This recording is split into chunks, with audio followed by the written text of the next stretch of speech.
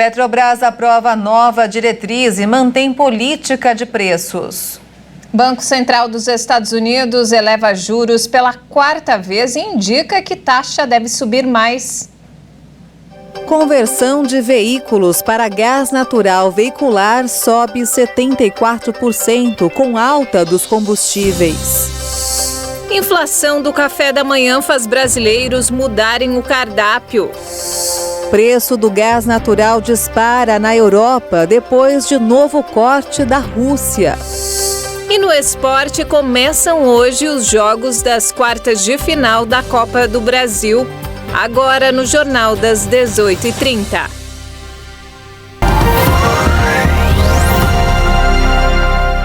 Olá, boa noite. São 18h31 pelo horário de Brasília. Boa noite. Você acompanha agora as principais notícias do Brasil e do mundo desta quarta-feira. A Petrobras anunciou hoje uma diretriz de formação de preços no mercado interno. A medida não altera a política dos preços vigentes entre o combustível produzido pela estatal e aos praticados no mercado internacional.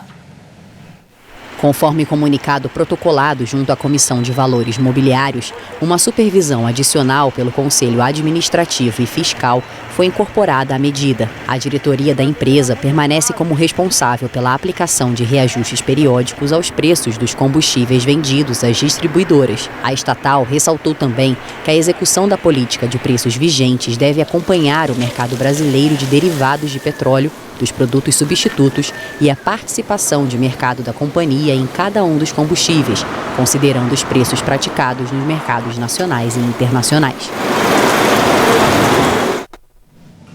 E olha só, um levantamento da Secretaria Nacional de Trânsito divulgado hoje mostrou que os motoristas optaram pelo uso do gás natural veicular ao invés da gasolina depois que o valor dos combustíveis aumentou.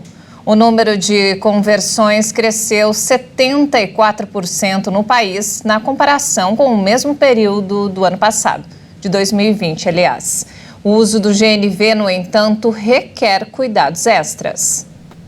Só nos 6 primeiros meses deste ano, quase 70 mil carros passaram a adotar o GNV. Em 2022, foram modificados 67.487 veículos, ante 38.747 em 2020.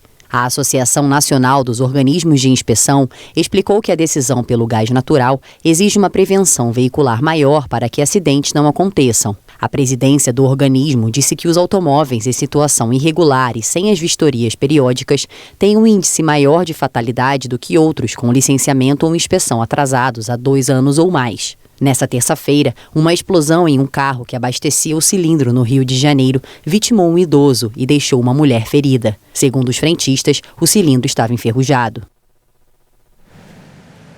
Vamos falar sobre economia. O Federal Reserve, o Banco Central norte-americano, aumentou as taxas de juros do país em 0,75 pontos percentuais, representando uma alta de 2,25% a 2,5%. Essa é a quarta vez no ano que o Banco Central dos Estados Unidos elevou os juros. O Comitê Federal de Mercado comunicou depois da reunião que, se a inflação permanecer elevada, a taxa vai continuar aumentando, refletindo desequilíbrios entre oferta e demanda relacionados à pandemia, preços mais altos de alimentos e energia e maiores pressões sobre os preços. Nos últimos 12 meses até junho, os preços ao consumidor avançaram 9,1% no país, índice maior desde novembro de 1981. A inflação norte-americana segue pressionada com os preços da gasolina e dos alimentos elevados. E vamos então ao mercado financeiro. O dólar fechou em forte queda nesta quarta-feira após a decisão sobre a taxa básica de juros dos Estados Unidos. A moeda norte-americana caiu 1,85% e encerrou o dia a R$ 5,25 na venda. Já o Ibovespa, o principal índice da Bolsa de Valores de São Paulo, a B3, fechou em alta hoje após a decisão sobre a taxa de juros nos Estados Unidos. O índice subiu 1,67% a 101.438 pontos. O café da manhã está cada vez mais caro. A inflação sobre os itens da primeira refeição do dia tem feito o brasileiro mudar o cardápio ou até cortar alguns produtos da lista de compras. Está cada vez mais difícil comprar o pãozinho nosso de cada dia. Eu assustei que eu fui comprar pão outro dia, levei R$5. Comprei 4 pãezinhos e tive que pagar com Pix porque os R$5 não dava mais. Só este ano, o pão francês subiu cerca de 15% e o café sofreu quase o mesmo aumento. O preço dos alimentos também e o café se inclui nisso, em especial, está intimamente ligado ao custo do frete. O transporte é feito por meio de caminhão que utiliza o petrodiesel. E com a pressão do preço do petróleo também decorrente da crise Rússia e Ucrânia, então a gente também teve essa pressão adicional, em especial ali também no café. É claro que a inflação sobre o café também está relacionada aos efeitos das chuvas do começo do ano sobre a produção. Mas o economista explica que é o conflito entre Rússia e Ucrânia que mais tem impactado no preço dos alimentos. São dois grandes produtores de commodities, em especial a Ucrânia, que produz grandes quantidades de trigo, milho e soja, que são essenciais para a cadeia, para a cadeia alimentícia. Mas muito além do café ou do pão francês, o grande vilão da inflação é mesmo o leite, que subiu mais de 40% no ano. Isso sem contar os derivados dele, como o queijo, a manteiga e o requeijão. A questão do leite é um pouco mais profunda, até porque a atividade, essa atividade ela é complexa e de margens muito baixas historicamente. Então, sempre que você tem alguma pressão de custos, choque de custos, então você tem a queda de vários produtores ali que não consegue manter o mesmo nível de produção. Então, você tem uma escassez de oferta, você tem o frete também incomodando e você tem o preço ali, em especial, do milho, da soja também, porque o gado também come torta de soja,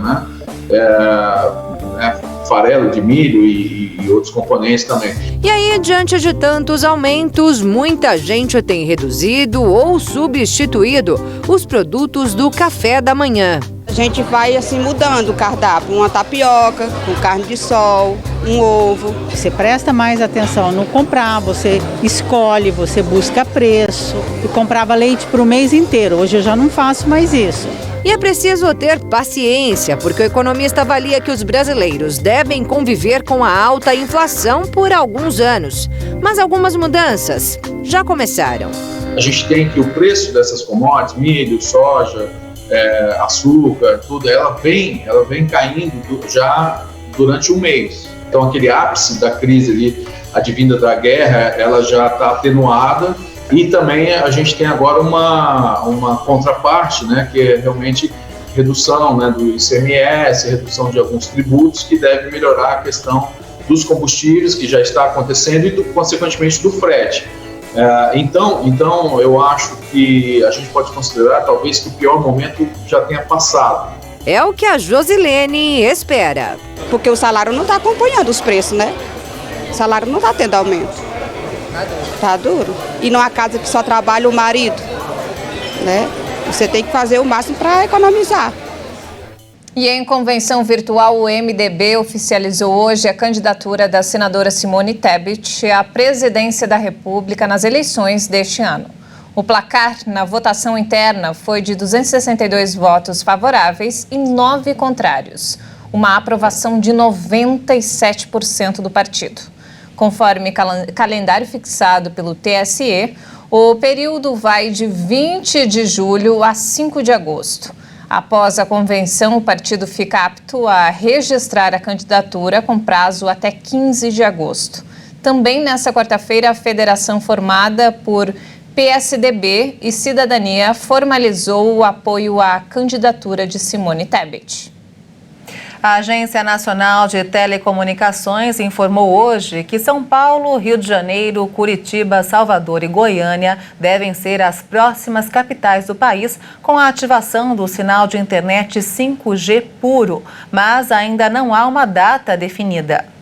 Brasília foi a primeira cidade do país a contar com o chamado 5G puro, oferecido na faixa de 3,5 GHz, que oferece a maior velocidade e menor tempo de resposta. As operadoras, por meio da Siga Antenado, entidade criada por Claro, TIM e Vivo, vencedoras da faixa de 3,5 GHz do leilão do 5G, precisam instalar as torres de comunicação para ativação do 5G e filtros para evitar interferências com outras faixas de frequência. Também precisam iniciar a distribuição de kits de recepção do novo sinal das TVs parabólicas à população de baixa renda que tem direito ao serviço. Após concluírem a instalação de antenas, torres e filtros, as operadoras comunicam o GAIP, grupo criado pela Anatel, para tratar da implantação do 5G. Na sequência, são feitos testes e, se não for verificado o problema, o sinal é liberado.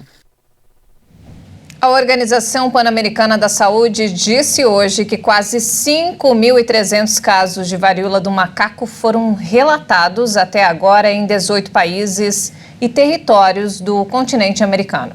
A maioria no Brasil, Estados Unidos e Canadá. De acordo com a Organização Pan-Americana da Saúde, quase todos os casos continuam sendo relatados entre homens com 25 e 45 anos, mas alertou que qualquer pessoa pode contrair a doença. A OPAS acrescentou que nenhuma morte por varíola do macaco foi relatada na região até o momento. A organização também divulgou que há negociações avançadas para a compra de vacinas de terceira geração contra a doença. A expectativa é de que o suprimento chegue ainda este ano, mesmo que em quantidades limitadas. Cerca de 10 países nas Américas, não revelados pela entidade, estão interessados em comprar a vacina contra a varíola. Um homem de 66 anos que vive com HIV desde 1988 foi curado segundo a medicina. Este é apenas o 4º caso do tipo no mundo. Ele recebeu um transplante de medula óssea para tratar uma leucemia e o doador era naturalmente resistente ao vírus. O norte-americano foi monitorado após o transplante e seus níveis de HIV se tornaram indetectáveis e permanecem assim há mais de 17 meses. De acordo com a equipe médica responsável pelo tratamento, o HIV está em remissão e o paciente não precisa mais tomar a terapia antirretroviral que estava usando há mais de 30 anos. E veja a seguir, preço do gás natural dispara na Europa depois de novo corte da Rússia. E ainda, futebol, começam hoje os jogos das quartas de final da Copa do Brasil. Os detalhes em instantes, até já.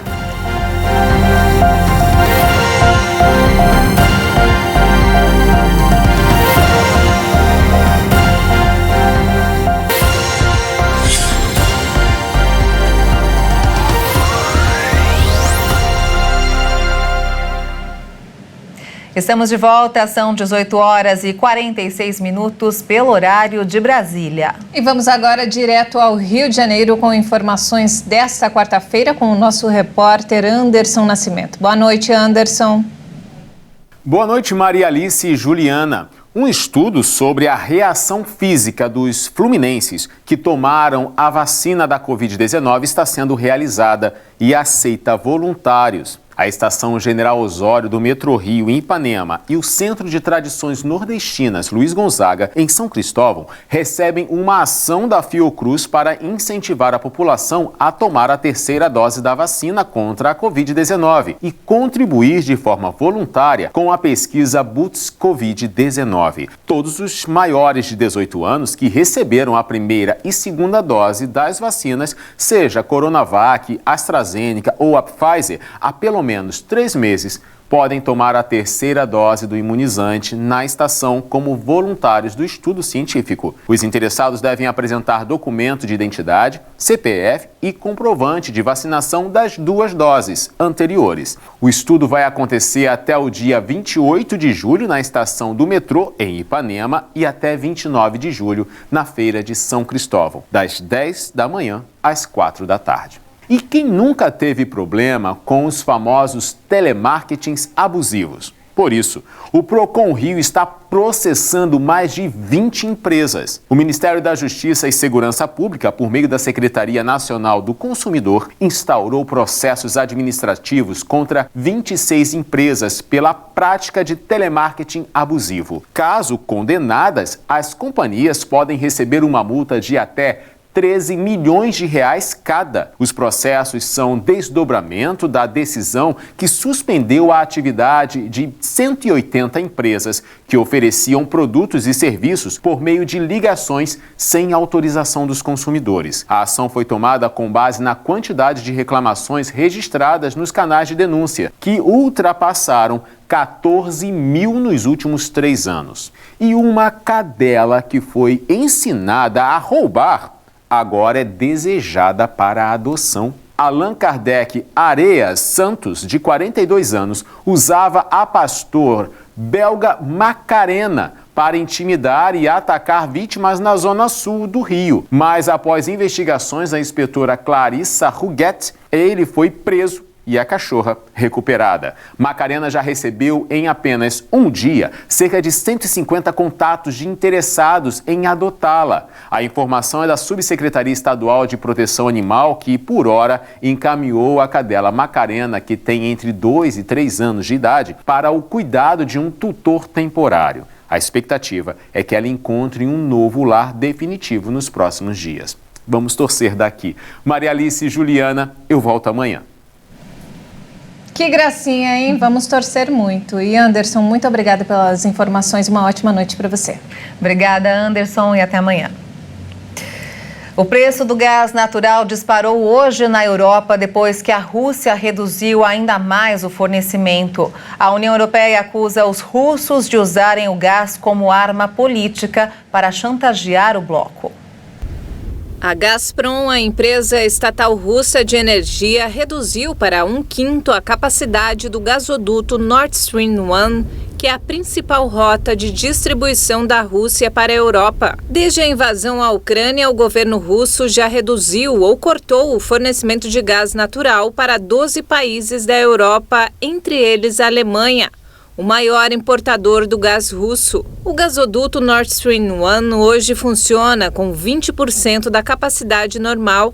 Moscou culpou problemas técnicos pelos cortes no fornecimento, mas a União Europeia acusou os russos de usar o gás como arma política e também como uma retaliação por causa das sanções econômicas depois que a Rússia invadiu a Ucrânia. O resultado se vê no preço do gás na Europa, que aumentou cerca de 25% nessa semana, 9% só hoje. Ontem, os países do bloco concordaram em reduzir voluntariamente o consumo. Outra disputa entre o Ocidente e a Rússia parece que finalmente está andando: a liberação dos grãos estocados na Ucrânia.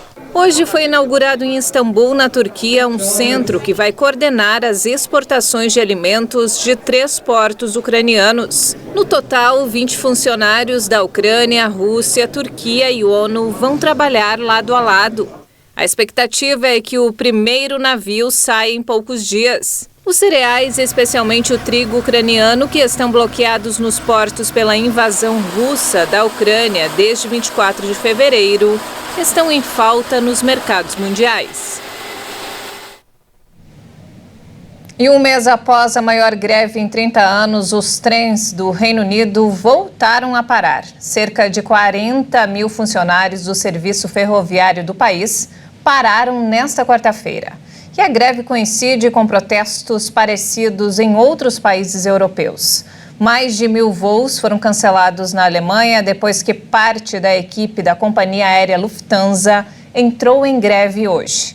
A greve do pessoal da cabine da Ryanair na Espanha, que começou no final de junho, também deve continuar até janeiro de 2023, com paradas regulares de 24 horas. E vamos agora falar de esporte. Quem está aqui com todas as informações é Leonardo Félix. Boa noite, Léo. Boa noite, Léo. Seja muito bem-vindo. Boa noite, Juliana. Boa noite, Maria Alice. A todos que nos acompanham aqui na HIT. Quarta-feira, vocês já sabem, né? Meu espaço aqui para falar de esporte, dia nobre de futebol. E vamos começar dando as informações, não é isso? E lá na Itália, o atacante argentino Paulo Dybala teve uma recepção de gala nas ruas da capital. Mais de 10 mil torcedores da Roma foram saudar o novo reforço do clube, que recentemente veio da Juventus.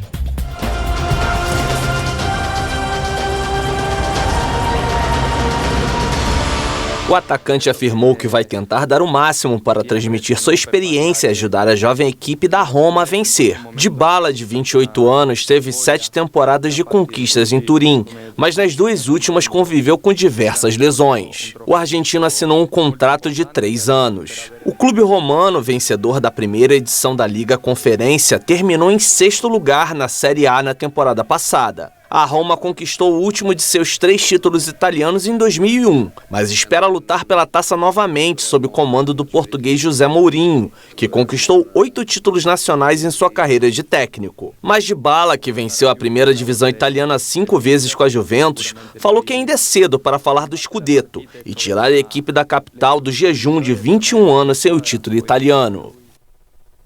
E aqui na América do Sul, Luis Suárez está de volta ao Nacional do Uruguai. O presidente do clube, José Fuentes, confirmou nesta quarta a assinatura do contrato do jogador, que será válido até o fim do ano. De acordo com o presidente do Nacional, já foi fechado o acordo e Suárez assinou o contrato na Espanha. Falta ainda definir quando será a chegada do ídolo uruguaio, se vai acontecer na sexta-feira ou no domingo. Fuentes prometeu uma recepção especial para Luizito. Ainda segundo o dirigente, o jogador estará à disposição da equipe uruguaia já na próxima terça-feira, quando o Nacional enfrenta em Montevidéu o Atlético Goianiense, na primeira partida das quartas de final da Copa Sul-Americana. A volta está marcada para o dia 9 no Serra Dourada. O atacante chega ao Nacional para se manter em atividade até a próxima Copa do Mundo, no Catar. Ex-Barcelona, Liverpool e Ajax, Suárez está com 35 anos e esteve por último no Atlético de Madrid. O Nacional precisa inscrevê-lo na Sul-Americana até o próximo sábado, dia 30 de julho. E falando aqui do nosso país, começa hoje a fase das quartas de final da Copa do Brasil. Nesta quarta teremos 2 jogos, vamos conferir.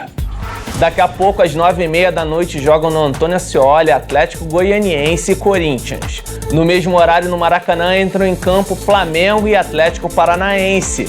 Na quinta-feira, mais 2 partidas. Às 8 da noite, no Morumbi, tem São Paulo e América Mineiro. E às 8h30, no Castelão, duelam Fortaleza e Fluminense.